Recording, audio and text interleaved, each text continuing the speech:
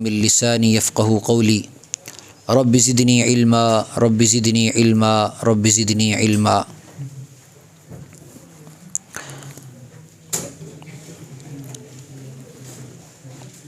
بہت مختصر وقت میں چند باتیں عرض کی جائیں گی سورہ بقرہ کے آخری حصے سے متعلق۔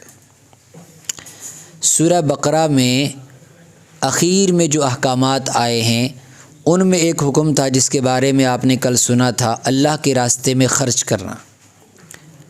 اللہ کو یہ بہت پسند ہے۔ وجہ کیا ہے کہ دنیا میں انسان کے دل میں سب سے زیادہ محبت مال کی ہوتی ہے، اور اللہ چاہتے ہیں کہ میرے بندے کے دل میں میرے علاوہ اور کوئی چیز بستی نہ ہو، میرے بندے کے دل میں صرف میری یاد ہو، میری محبت ہو، میرا حکم سامنے ہو۔ اس کے دل میں وہ دنیا کمائے تو ضرور، لیکن دنیا اس کے دل میں نہ گھسے۔ اس کے لیے راستہ یہ ہے کہ وہ جتنا مال اللہ کے راستے میں خرچ کرتا رہے گا تو سرے دست تو یہ فائدہ حاصل ہوگا کہ دنیا کی محبت دل سے نکلے گی، اور آخرت میں کیا فائدہ ہوگا؟ فرمایا اتنا اجر جتنا تصور نہیں کر سکتا۔ اس کو مثال سے سمجھایا، جیسے ایک بیج لگانے والے کو ایک بیج سے اگر ایک پودا نکلے اور اس میں 7 بالیاں ہوں، ہر ایک کے اندر جو ہے 100 دانہ ہو، تو 700 دانے ایک بیج سے نکل جائیں گے۔ ایسے ہی اللہ کے راستے میں خرچ کیا ہوا مال، دنیا کی محبت تو اس سے نکلے گی ہی، اس کے ساتھ ساتھ اللہ 700 درجے تک اسے بڑھا دے گا۔ اس پر اللہ نے فرمایا کہ دیکھو، دنیا میں شیطان تمہیں ڈرائے گا کہ اگر اللہ کے راستے میں مال لگاؤ گے تو تم غریب ہو جاؤ گے، لیکن اللہ تم سے وعدہ کرتا ہے کہ اگر اللہ کے راستے میں مال خرچ کرو گے اللہ تمہارے مال میں اضافہ کرے گا۔ ہاں، یہ جو کہتے ہیں نا مال میں برکت ہوگی، برکت کے اندر بڑا وسیع مفہوم ہے، بڑا وسیع مفہوم۔ برکت کے لفظ کو ٹرانسلیٹ نہیں کیا جا سکتا، اس میں وسیع مفہوم ہے۔ مثال کے طور پر مال کی بڑھوتری یہ بھی برکت میں داخل ہے، مال کی حفاظت یہ بھی برکت میں داخل ہے، مال کا صحیح جگہ پر لگ جانا یہ بھی برکت میں داخل ہے، مال کا ضرورت کے وقت کام آ جانا یہ بھی جو ہے برکت میں داخل ہے۔ یہ سب چیزیں برکت میں داخل ہیں۔ تو جب یہ کہا جاتا ہے کہ اللہ تعالیٰ رزق میں برکت دے گا تو برکت سے مراد صرف مال کا اضافہ نہیں ہوتا۔ تو اللہ نے فرمایا کہ اللہ 2 فائدے تمہیں دے گا، ایک تو تمہارے گناہ معاف کرے گا، اور دوسرا یہ کہ تمہارے مال میں اضافہ کرے گا، فضلا۔ اور یہی انسان چاہتا ہے کہ اس کے پاس جتنا پیسہ ہو وہ انویسٹ کرے، اور اس کی انویسٹمنٹ سے جو ہے اس کو جو ہے اور فائدہ آتا رہے، حاصل ہوتا رہے۔ تو انسان بزنس میں کیوں لگاتا ہے پیسہ؟ اس لیے کہ اس سے اور فائدہ حاصل کرنا چاہتا ہے۔ اللہ نے فرمایا کہ سب سے بہترین بزنس تو وہ ہے جو اللہ کے ساتھ کیا جائے، اس میں اس کا انویسٹمنٹ اتنا فائدہ لے کے آتا ہے جتنا انسان تصور بھی نہیں کرتا۔ الشیطان یعدکم الفقر، شیطان تمہیں فقر سے ڈراتا ہے، ویأمرکم بالفحشاء، لیکن ایک طرف تو فقر سے ڈراتا ہے کہ مال خرچ مت کرو، دوسری طرف فحش کاموں میں خرچ کرواتا ہے، بے حیائی کے کاموں میں خرچ کرواتا ہے، گناہ کے کاموں میں خرچ کرواتا ہے۔ جب گناہ کے کام میں خرچ کرواتا ہے، اللہ کے نافرمانی میں خرچ کرواتا ہے، اس وقت نہیں یہ دھیان میں رہتا کہ میرا مال کم ہو جائے گا، میں اس کو ایسے فضول کاموں میں نہ لگاؤں، لیکن انسان کی فطرت ہے کہ انسان شیطان کے رخ پر چل پڑتا ہے۔ واللہ یعدکم، اور اللہ تم سے وعدہ کرتا ہے مغفرۃ منہ، اپنی طرف سے بخشش کا، وفضلا، اور بہت زیادہ عطا کرنے کا، جتنا خرچ کرو گے اللہ اتنا زیادہ دے گا۔ اس کے بعد یہ جو نظام تھا اس کو کہتے ہیں صدقے کا نظام، اللہ کے راستے میں خرچ کرنے کا نظام۔ اس میں بڑی خوبصورتی ہے، ایک تو وہی جو میں نے بتایا کہ دل سے ایمان جو ہے دنیا کی محبت نکلتی ہے، دوسری طرف اس میں انسانوں کی ہمدردی ہے، اس میں غریبوں کی غمخواری ہے، اس میں ان کی مواسات، ان کی مواخات، ان کی بھائی چارگی، اور جو طبقہ پست ہے اس کی ترقی کے لیے، اس کو بلند کرنے کے لیے۔ آج میں کسی صاحب کو کوئی کلپ سن رہا تھا، بڑی اچھی بات انہوں نے کہی کہ زکوٰۃ اسلام نے زکوٰۃ کو فرض کیا، زکوٰۃ کا باضابطہ ایک نظام بنایا، یہ کس کے لیے؟ غریب طبقے کو اوپر اٹھانے کے لیے، تاکہ بھوک مری ختم ہو، بھکاری مسلمان نظر نہ آئے۔ ٹھیک ہے، غریب مسلمان ہو سکتا ہے لیکن بھکاری مسلمان نہیں ہو سکتا۔ لیکن آج دنیا میں حالات دیکھو کہ اگر غیر مسلم کو بھی بھیک مانگنی ہوتی ہے تو وہ پہلے ٹوپی پہنتا ہے، یہ ایک سمبل بن گیا۔ کیا یہ ایک سمبل بن گیا کہ بھکاری مسلمان ہی ہو سکتا ہے؟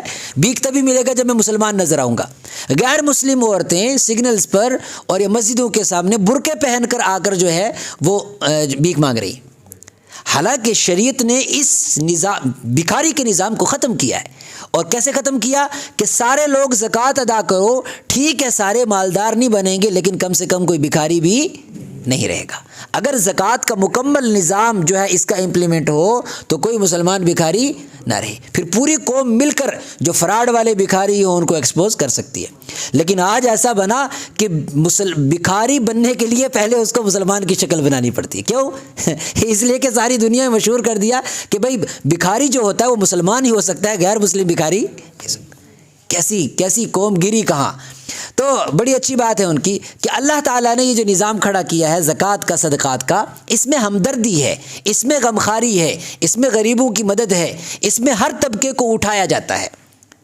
ایک طرف یہ خوبصورت نظام ہے اور دوسری طرف اس کے بالمقابل اس کا اپوزٹ نظام ہے سود کا نظام، جس میں جو ہے نفرت ہے، جس میں بخل ہے، جس میں مال ہڑپنا ہے، جس میں جو ہے بغیر کسی کوشش کے، بغیر کسی جو ہے بزنس کے جو ہے مال کو اور اضافہ کرنا ہے، جس میں غریب اور غریب ہوتا جائے، مظلوم اور مظلوم ہوتا جائے، مالدار اور مالدار ہوتا جائے، اور اس کے اندر آپسی تنافر ہے۔ مثال کے طور پر اگر کوئی کسی کو چیریٹی دے گا تو اس کے دل میں اس کی محبت پیدا ہوگی، لیکن اگر کوئی کسی سے سود مانگے گا، بھائی تیری ضرورت ہے اس وقت، یہ لو 2 لاکھ روپیہ، 1 لاکھ روپیہ مجھے 3 لاکھ روپے واپس کرنا، اس کے دل میں اس کی نفرت آئے گی کہ میری مجبوری کا فائدہ اٹھا رہا ہے۔ تو بالکل صدقے کے نظام کا اپوزٹ نظام ہے سود کا نظام۔ اس کے اندر آپسی بھائی چارگی کے خلاف ایک ضد ہے، ایک جو ہے دنیا کی ہرس ہے، ایک طمع ہے، ایک لالچ ہے، اور مال کی محبت ہے۔ بالکل جو اچھائیاں صدقے کے اندر ہیں اس کے اپوزٹ برائیاں اس سود کے نظام کے اندر ہیں۔ دنیا کہتی نہیں ہے اس لیے کہ یہ مصیبت اپنے گلے مول لے چکی ہے، ورنہ جن نے یہ سود کے کاروبار میں اپنے آپ کو لگایا، جس نے اپنے آپ کو اس میں ڈالا ہے، کوئی بھی چین سے نہیں رہ رہا، کوئی بھی سکون۔ بڑے مطلب لاکھ روپے تنخواہ، میاں بیوی دونوں کی 2 لاکھ روپے تنخواہ ہے، تو آخر میں 10,000 روپے جو ہے نہیں بچتا۔ کیا کہتے ہیں بھائی سارا قسطوں میں جا رہا ہے؟ کہتے بھائی کیوں لی قسطیں؟ کیوں بنائے ایسے مکان دوسرے پڑوسیوں کو دکھانے کے لیے؟ کیوں بنائے ایسے مکان؟ کیوں لگائی اس میں ٹائلیں اور ماربل؟ صرف دوسروں کو دکھانے کے لیے اور اللہ سے جنگ کرنے کے لیے۔ اللہ تعالیٰ کو کیوں پسند نہیں ہے دکھاوا؟ اللہ تعالیٰ کو دکھاوا کیوں پسند نہیں ہے؟ اس لیے پسند نہیں، مثلا اللہ تعالیٰ کو یہ ساری چیزیں اس لیے پسند نہیں ہے کہ جو انسان کی حیثیت نہیں ہے وہ کس کو دکھائے گا۔ مثال کے طور پر ایک انسان اپنا مکان اچھا کرنے کے لیے، بڑا کرنے کے لیے، دکھاوے کے لیے 50 لاکھ روپے لون لیتا ہے، 1 کروڑ روپے لون لیتا ہے اور اپنی کوٹھی بناتا ہے، صرف اس مقصد سے کہ لوگ دیکھیں، اور دیکھتا نہیں کہ نقصان کیا کر بیٹھا، اپنا اللہ کو ناراض کر بیٹھا، قرآن کے خلاف کر بیٹھا، اللہ کے ساتھ جنگ کا اعلان کر بیٹھا، صرف اس مقصد سے کہ جو ہے لوگ دیکھیں کہ میرا مکان کیسا ہے، لوگ دیکھیں کہ میری گاڑی کیسی ہے۔ اللہ کو اسی لیے پسند نہیں۔ بھائی جو آپ کی حیثیت ہے، اگر آپ کی حیثیت 10 لاکھ والے مکان کی ہے، 10 لاکھ والے مکان میں رہو، 10 لاکھ والے مکان سے آپ کو کوئی آ کے نکالے گا نہیں۔ اگر آپ کی حیثیت ہے 1 کروڑ کی تو بے شک بنائیے، کوئی اللہ تعالیٰ نہیں منع کرتا۔ قرآن پاک نے خود سوال کیا، قل کہہ دو من حرم زینت اللہ، اللہ نے زینت کو، اللہ نے زینت، اللہ کی زینت کو اور اللہ کے یہ جو نظام خوبصورتی کا، سج دج کا، کس نے حرام کیا اس کو؟ من حرما، کس نے حرام کیا؟ اللہ نے تو نہیں حرام کیا۔ ایک انسان اگر لگژری لائف جینا چاہتا ہے، اللہ کی طرف سے کھلی چھوٹ ہے، بھائی نمازوں کی پابندی کرو، مال کی زکوٰۃ ادا کرو، جتنا مرضی لگژری لائف جیو، جتنا مرضی آرام کی لائف جیو۔ اللہ نہیں پوچھے گا کہ تمہیں میں نے لگژری لائف دی تو بس چلو اب اس کے لیے تو اس کی وجہ تمہیں جہنم میں بھیج دوں گا، نہیں۔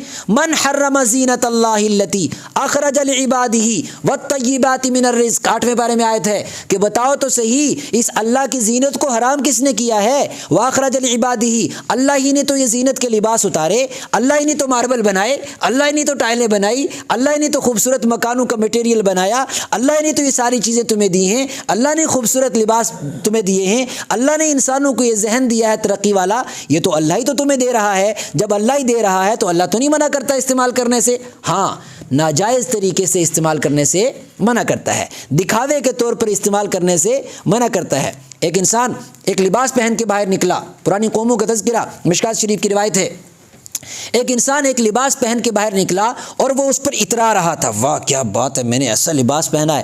تو کیا ہوا؟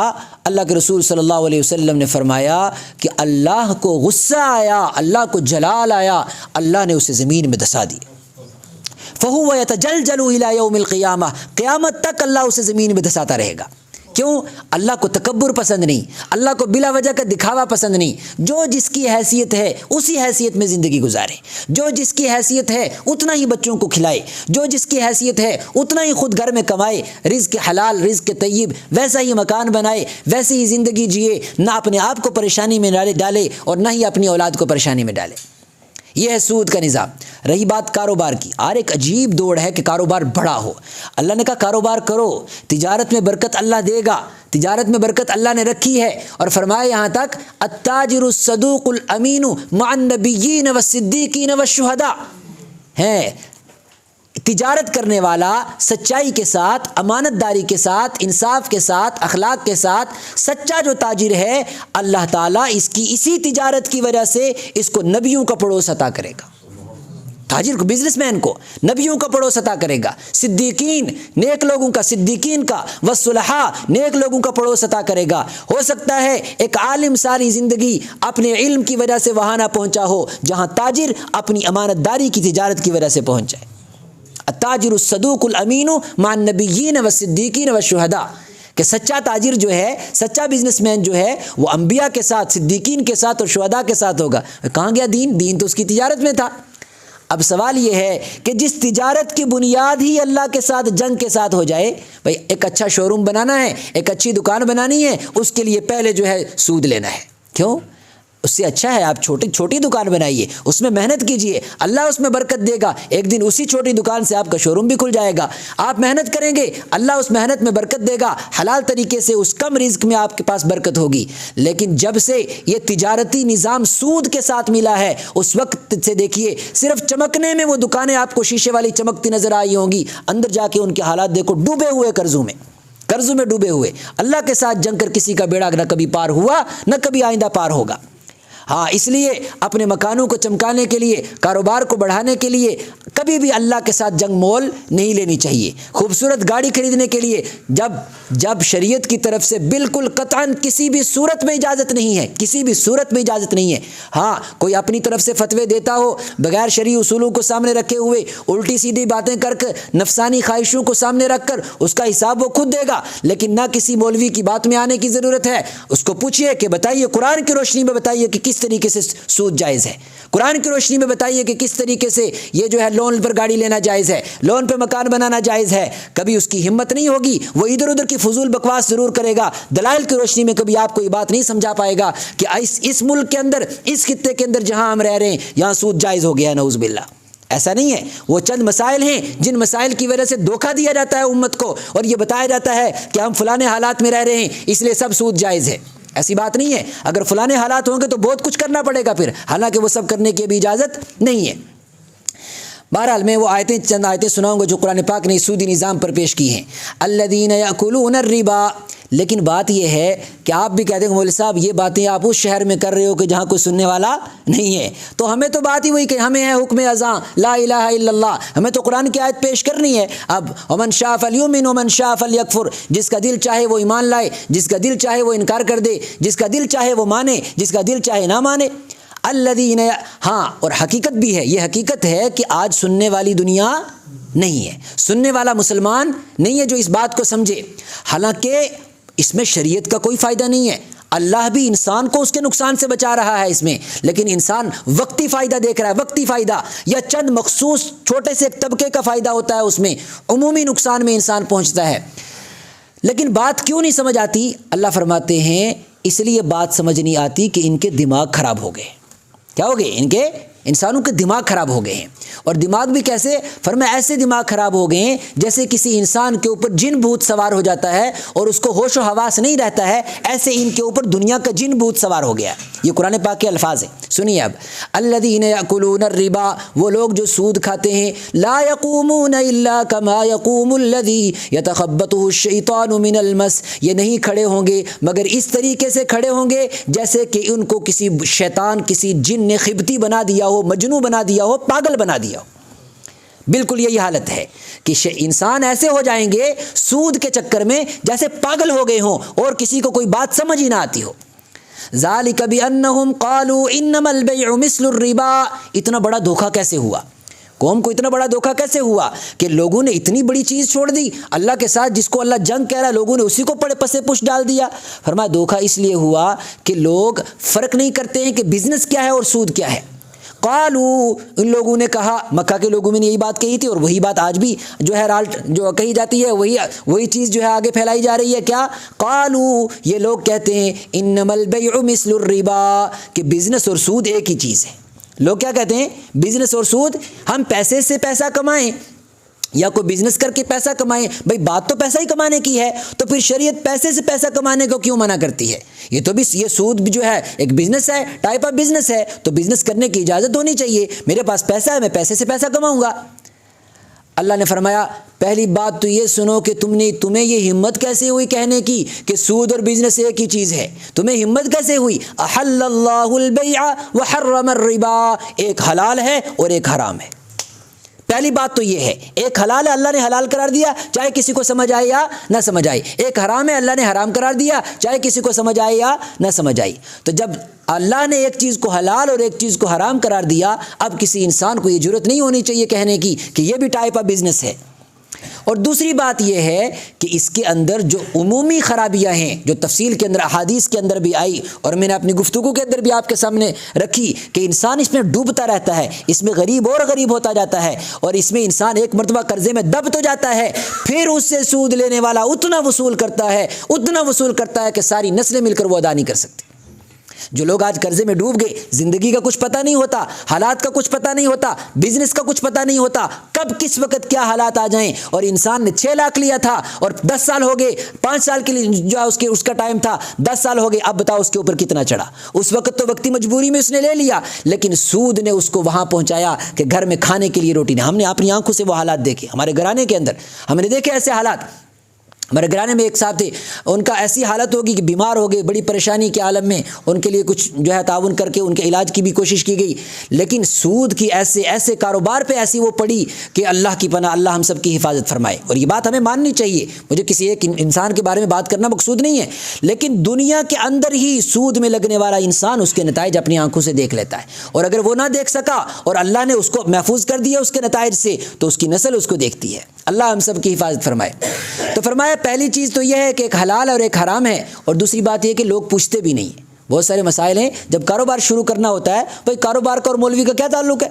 کاروبار کا اور مفتی صاحب کا کیا تعلق ہے؟ کاروبار کا اور قرآن کا کیا تعلق ہے؟ کاروبار شروع کرنے جا رہے ہیں، نہیں پوچھتے ہیں کہ حلال ہے کہ حرام ہے، نہیں پوچھتے ہیں کہ کاروبار میرے لیے جائز ہے کہ ناجائز ہے، جو کاروبار کا طریقہ میں اختیار کر رہا ہوں کہ یہ طریقہ جائز ہے کہ ناجائز ہے، نہ کوئی پوچھنا چاہتا ہے، نہ کسی کو پوچھنے کی ضرورت محسوس ہوتی ہے، جو دماغ میں آتا ہے، جس طریقے سے سمجھ میں آتا ہے کرنا شروع کر دیتے۔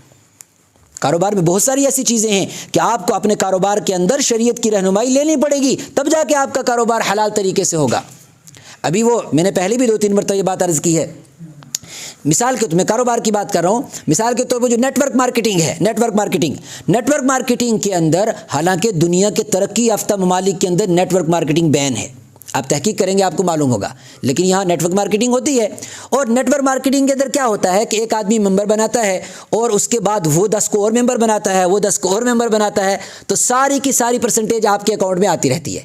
آپ نے کتنوں کو بنایا؟ 5 کو، مثال کے طور آپ نے 5 کو بنایا، ان 5 نے آگے 5 کو بنایا، تو شرعی ضابطہ یہ ہے کہ جتنی محنت آپ نے کی ہے، یعنی 5 کو آپ نے ممبر بنایا، تو ان 5 کی کمائی تو آپ کے لیے جائز ہے، لیکن باقی 5 نے جو باقی لوگوں کو بنایا اس میں تو آپ کا عمل نہیں ہے۔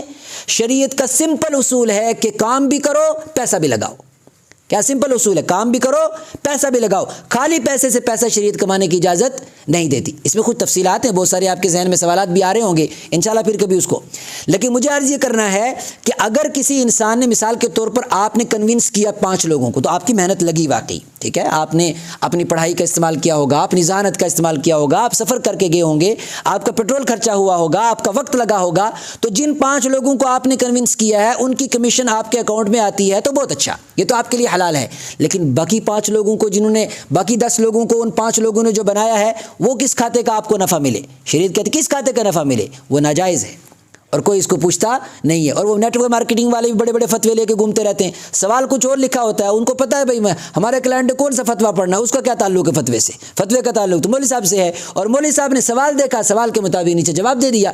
اس لیے کاروبار جو بھی شروع کریں, جس طریقے سے بھی کریں, جہاں بھی آپ کو کنفیوژن ہو کہ میرے کاروبار میں یہ چیزیں ہو رہی ہیں, اس طریقے سے میں معاملات کرتا ہوں, کیا میرے لیے یہ جائز ہیں کہ ناجائز ہیں. کہیں ایسا نہ ہو کہ انسان جانے انجانے میں سود میں ملوث ہو جائے. ہاں, یمحق اللہ الربا ویربی الصدقات, اللہ کا فیصلہ, اللہ کا فیصلہ. اللہ فرماتے ہیں اللہ سود کو مٹا دیتا ہے, ویربی الصدقات, اور صدقات کو بڑھاتا ہے. بالکل یہ اپوزٹ نظام ہے نا. تو صدقات میں اللہ مال میں اضافہ کرتا ہے, اور سود میں اللہ مال کی جڑیں کاٹ دیتا ہے نیچے سے. انسان کا کاروبار نیچے سے ٹھپ ہو جاتا ہے, پتہ نہیں چلتا. اور اگر کسی کا نہیں ہوا تو اس کو بھی دھوکے میں نہیں رہنا چاہیے, پھر اللہ کی طرف سے ڈیل ہوگی, پھر وہاں نقصان پہنچے گا جہاں سے انسان تصور نہیں کرتا. کہنی نہیں چاہیے یہ بات, لیکن حقیقت ہے کہ پھر گھر میں بڑی بڑی پریشانیاں آتی ہیں, بڑی بڑی بیماریاں آتی ہیں. ادھر سے انسان نے مثال کے طور پر 50 لاکھ کمایا اور ادھر سے 40 لاکھ کی بیماری پہ لگ گیا. تو کیا ہوا, انسان نے کیا سوچا, بیماری تو شاید اس ریزن سے آئی ہوگی. ادھر کبھی غور نہیں کیا کہ کس وجہ, ہو سکتا ہے, میں نہیں کہتا کہ اسی وجہ سے ہی ہوگا, ایسا ہی ہوگا, لیکن ایسا بھی ہوتا ہے. ضروری نہیں کہ جہاں سے آپ نے مال کمایا وہی نقصان ہو, زندگی میں دوسری جگہ بھی نقصان اٹھانا پڑ سکتا ہے. اور اللہ معاف کرے, اللہ رحم کرے, کبھی کبھی یہ نقصان اولاد کی شکل میں بھی برداشت کرنا پڑتا ہے. یمحق اللہ الربا ویربی الصدقات واللہ لا يحب كل کفار اثیم. بیچ میں اللہ تعالیٰ نے فرمایا کہ ایمان والے اور ایسا کرے, ایسا نہیں ہو سکتا. ان الذین آمنوا, وہ لوگ جو ایمان لائے, حالانکہ اوپر بھی سود کی بات ہے, نیچے بھی سود کی بات آ رہی ہے. بیچ میں ایمان والوں کی صفتیں ہیں کہ ایمان والے جو ہوتے ہیں وہ تو یہ کام کرتے ہیں, اور جو یہ کام کرتے ہیں وہ سود میں اپنے آپ کو نہیں لگاتے. کیا, ان الذین آمنوا, وہ لوگ جو ایمان لائے, وعملوا الصالحات, اور نیک کام کیے, واقاموا الصلاۃ, اور نمازیں قائم کی, وآتوا الزکاۃ, اور زکوٰۃ ادا کی. یہ مومن جو لوگ ہیں یہ کبھی اپنے آپ کو سود میں ملوث نہیں کرتے. لہم اجرہم عند ربہم, اگر معاملات کی وجہ سے اگر ان پر کبھی حالات بھی آئیں, اللہ اس پر بھی انہیں اجر دے گا. ولا خوف علیہم, ان پر کبھی خوف نہیں آئے گا. یہ بڑی بات ہے. دیکھیے یہ تو مشہور ہے نا, خوف نہیں آئے گا, غم نہیں ہوگا, خوف نہیں آئے گا, غم نہیں ہوگا. ایسا نہیں ہے. زندگی میں اللہ اطمینان دے گا, یہ مطلب ہے کہ ان پہ خوف نہیں آئے گا. تھوڑا مال ہوگا آپ کے پاس, چھوٹا بزنس ہوگا آپ کا, لیکن آپ کے اوپر خوف طاری نہیں ہوگا, فیئر نہیں ہوگا کوئی, آپ کو غم کوئی نہیں ہوگا. اللہ ساری ضروریات اسی میں پورا کر دے گا. ولا هم يحزنون, اور ان کو غم نہیں ہوگا. اب اس کا اپوزٹ دیکھ لو, جو لوگ اس نظام کو نہیں مانتے وہ خوف کے اندر بھی آئیں گے اور غم کے اندر بھی آئیں گے. یا ایھا الذین آمنوا, اے ایمان والو, اتقوا اللہ, ڈرو اللہ سے, وذروا ما بقی من الربا, اور چھوڑ دو جو سود کا حصہ باقی رہ گیا ہو, جس حالت میں ہے سب چھوڑ دو. ان کنتم مؤمنین, اگر تم مومن ہو. فإن لم تفعلوا فأذنوا بحرب من اللہ. جب یہ آیت اتری تو صحابہ کرام کے جو سود دوسروں کی طرف تھا معاملات میں, صحابہ کرام نے وہ ترک کر دیا. فأذنوا, اگر تم نے ایسا نہ کیا, فإن لم تفعلوا, اگر تم نے ایسا نہ کیا, اگر تم باز نہ آئے, فأذنوا بحرب من اللہ ورسولہ, تو پھر اللہ اور اس کے رسول کے ساتھ جنگ کرنے کے لیے تیار ہو جاؤ. اللہ ہم سب کی حفاظت فرمائے. لیکن اللہ تعالیٰ فرماتے ہیں اگر کسی کے تنگ دستی کے حالات ہوں, پریشانی کے حالات ہوں, تو وَإِن كَانَ ذُو عُسْرَةٍ فَنَظِرَةٌ إِلَىٰ مَيْسَرَةٍ وَأَن تَصَدَّقُوا خَيْرٌ لَكُمْ إِن كُنتُمْ تَعْلَمُونَ. تو پھر جتنا مال پاس میں ہے اس سے انسان کو کیا کرنا چاہیے, صدقہ کرنا چاہیے. جتنا انسان صدقہ کرے گا اتنے حالات سے نکلے گا. تھوڑا سا 1-2 منٹ اور ہم ختم کریں گے بات کو. اس کے بعد ایک بڑی آیت ہے قرآن پاک کی, اور بڑی آیت کے اندر اللہ تعالیٰ نے معاملات کا طریقہ بتایا ہے. مثال کے طور پر اگر قرض والے معاملات کیے جا رہے ہوں تو شریعت کہتی ہے یا ایھا الذین آمنوا اذا تداینتم بدین الی اجل مسمى فاکتبوہ, کہ جب تم قرض کے معاملے کرو تو اس کو لکھ لیا کرو. بہرحال یہ ہم سب میں کمزوری رہتی ہے, ہم سب میں کمزوری رہتی ہے. اللہ کرے کہ ہم سب اس سے باہر نکلے. قرآن پاک نے کوئی بھی ایسی چیز نہیں چھوڑی جہاں مسلمانوں میں آپس میں اختلاف, انتشار اور جھگڑے کی نوبت آتی ہو. ایسا کوئی معاملہ قرآن ہے, اگر معاملات کے وقت میں ساری تحریر کر لی جائے تو جھگڑے تک بات نہیں پہنچتی. تو قرآن نے کہا جب تم ادھار معاملہ کیا کرو تو اس کو لکھ لیا کرو, اور اگر کسی کو لکھنا نہیں آتا تو کسی سے لکھوا لیا کرو. وَلْيَكْتُب بَيْنَكُمْ كَاتِبٌ بِالْعَدْلِ. آج کیا ہوتا ہے اگر لکھنے کی بات کی جائے تو غصہ آ جاتا ہے. اگر لکھنے کی بات کی جائے, اچھا آپ مجھے بے ایمان سمجھتے ہو, بھائی بے ایمان نہیں, قرآن پاک کا حکم ہے, حکم سمجھ کے اس پر عمل کرنا چاہیے. وَلَا يَأْبَ كَاتِبٌ أَن يَكْتُبَ كَمَا عَلَّمَهُ اللَّهُ فَلْيَكْتُبْ. اس میں بلکہ یہاں تک بھی آئی انسٹرکشن کہ اگر کسی کو لکھنا نہیں آتا, کوئی کسی کو کہہ رہا ہے میرے معاملات لکھ دو, تو لکھنے سے لکھنے والا انکار بھی نہ کرے. اس کو لکھنا بھی چاہیے کیونکہ یہ دو مومنوں کے ایمان کا مسئلہ ہے, دو مومنوں کے آپسی دلوں کا مسئلہ ہے. کہیں ایسا نہ ہو کہ وہ لکھنے سے انکار کر دے, کل یہ جھگڑے تک پہنچیں اور ان دونوں کا ایمان ضائع ہو جائے. پھر اس کے بعد کہا کہ گواہ بنا لو, اور گواہوں کی بھی ترتیب بنائی کہ 2 گواہ بناؤ, یا پھر اگر 2 مرد نہیں ہیں, 1 مرد ہے تو 2 عورتیں جو ہے گواہ بناؤ. پھر اس طریقے کے کچھ معاملات. پھر رہن کے معاملات جو ہے وہ تفصیل سے بیچ میں آئے لکھنے کے, کس طریقے سے انسان جب بھی معاملات کرے تو اس کو تحریری شکل دے دے. اس کے بعد فرمایا وَإِن كُنتُمْ عَلَى سَفَرٍ وَلَمْ تَجِدُوا كَاتِبًا فَرِهَانٌ مَقْبُوضَةٌ. ایک حکم اور فرمایا اگر انسان سفر میں ہے اور لکھنے کی گنجائش نہیں ہے تو رہن والی صورت, گروی رکھنا جس کو کہتے ہیں, تو کوئی چیز گروی رکھ کر بھی انسان اپنا قرضہ لے سکتا ہے. یہ بات ختم ہوئی اور سورہ بقرہ کا آخری رکوع آ جاتا ہے جو مشہور رکوع ہم نمازوں میں سنتے ہیں. سورہ بقرہ کے آخری رکوع میں پوری سورہ بقرہ کا خلاصہ ہے, پوری سورہ بقرہ کا خلاصہ ہے. سورہ بقرہ کا خلاصہ کیا, شروع کہاں سے ہوئی تھی بات, بلکہ سورہ فاتحہ میں بھی توحید سے مضمون شروع ہوا تھا, ایمان والوں کی صفات سے مضمون شروع ہوا تھا. تو فرمایا للہ ما فی السماوات و ما فی الارض. سورہ بقرہ کا خلاصہ کیا ہے کہ زمین میں جو کچھ بھی ہے وہ کس کا ہے, اللہ کا ہے. جب اللہ کا ہے تو اب انسان اللہ کی مرضی کے خلاف ہرگز نہ کرے. وَإِن تُبْدُوا مَا فِي أَنفُسِكُمْ أَوْ تُخْفُوهُ يُحَاسِبُكُمْ بِهِ اللَّهُ. ہاں, کوئی چھپ کے زندگی گزار رہا ہو, چھپ کے مطلب شریعت کے اصولوں کی کوئی پرواہ نہیں, کوئی لینا دینا نہیں, اس کو اپنی مرضی کی زندگی گزار رہا ہے, کوئی اس کو پوچھنے والا نہیں, وہ اپنی لائف جیتا ہے. فرمایا ان تبدوا ما فی انفسکم, اگر تم کوئی چیز ظاہر کرو گے جو تمہارے دل میں ہے یا چھپا کے رکھو گے, یعنی تمہیں لگے گا میری اپنی پرسنل لائف ہے, اگر تم پرسنل لائف بھی جی رہے ہو, یحاسبکم بہ اللہ, اللہ اس پرسنل لائف کا حساب تم سے دے گا. فیغفر لمن یشاء ویعذب من یشاء. لیکن اللہ بڑا کریم ہے, انسان کو اپنے گناہوں پر شرمندہ ہونا چاہیے. تو اللہ کہتے ہیں اللہ جس کو چاہے گا معاف بھی کر دے گا, ویعذب من یشاء, اور جس کو چاہے گا عذاب دے گا. پھر اس کے بعد ایمان, وہاں بھی ایمان کی بات آئی تھی نا, الذین یؤمنون بالغیب. یہاں بھی آمن الرسول بما انزل الیہ من ربہ والمؤمنون, رسول اور مومن ان ساری آیتوں پر, ان سارے احکامات پر ایمان لاتے ہیں جو اللہ نے اس کتاب میں اتارے, کیونکہ بیچ میں سورہ بقرہ میں کافی سارے احکامات آئے. اس کے بعد کہا کل آمن باللہ, یہ سارے مومن ایمان لاتے ہیں اللہ پر, وملائکتہ اس کے فرشتوں پر, وکتبہ اس کی کتابوں پر, ورسلہ اس کے رسولوں پر, لا نفرق بین احد من رسلہ, اور رسولوں میں کوئی فرق نہیں کرتے. بات ختم ہو رہی ہے, بالکل آخری آیت, وقالوا سمعنا واطعنا. ایمان تو سارے لاتے ہیں لیکن یہ بات سارے نہیں کہتے. ہاں, سارے ایمان والے وہ ہوتے ہیں جو ایمان بھی لاتے ہیں ساتھ میں یہ بھی کہتے ہیں کیا, سمعنا واطعنا, اللہ ہم نے یہ سارے احکامات سن لیے. پہلی بات تو یہ کہ ایک قوم سننے کے لیے تیار نہیں ہے. پیچھے آیا نا وقالوا قلوبنا غلف, وہ کہتے ہیں کہ ہمارے دل ریزرو ہیں, ہم سننا ہی نہیں چاہتے. ایمان والے وہ ہیں جو کہتے ہیں سمعنا, ہم سنیں گے, واطعنا, اور سننے کے بعد فالو بھی کریں گے, زندگی کے اندر اس کو لائیں گے انشاءاللہ. اور اس کے بعد انسان کتنا کر لے گا عمل کتنا ہی کر لے گا انسان. اللہ کے احکامات پر عمل انسان اپنی وسعت کے مطابق ہی کر سکتا ہے, اس کے باوجود کوتاہیاں رہتی ہیں. اور تب سے انسان عمل شروع کرتا ہے جب سے اس کو علم ہوتا ہے. ہو سکتا ہے اس سے پہلے بدعملی ہوتی رہی ہو سکتا ہے اس سے پہلے گناہ ہوتے رہے ہوں. اللہ نے فرمایا کوئی مسئلہ نہیں, اگر پہلے غلطیاں ہو گئی ہیں تو کوئی مسئلہ نہیں, اگر انجانے میں کچھ ہو گیا ہے کوئی مسئلہ نہیں, اگر اللہ کی کوئی نافرمانی ہو گئی ہے, ایون کہ سود میں بھی اگر انسان ملوث ہو گیا ہے تب بھی کوئی مسئلہ نہیں. ہاں, مسئلہ تب ہوگا جب اسی حالت میں دنیا سے چلا جائے گا, اور اگر اس حالت میں دنیا سے نہیں جانا تو پھر اللہ سے معافی مانگ کے جانا ہے. کس طریقے سے؟ اب اللہ نے معافی مانگنے کا طریقہ بتایا. غفرانک ربنا, اے ہمارے رب تو ہمیں معاف کر دے, وإلیک المصیر, تیری ہی طرف ہمیں پلٹ کے آنا ہے.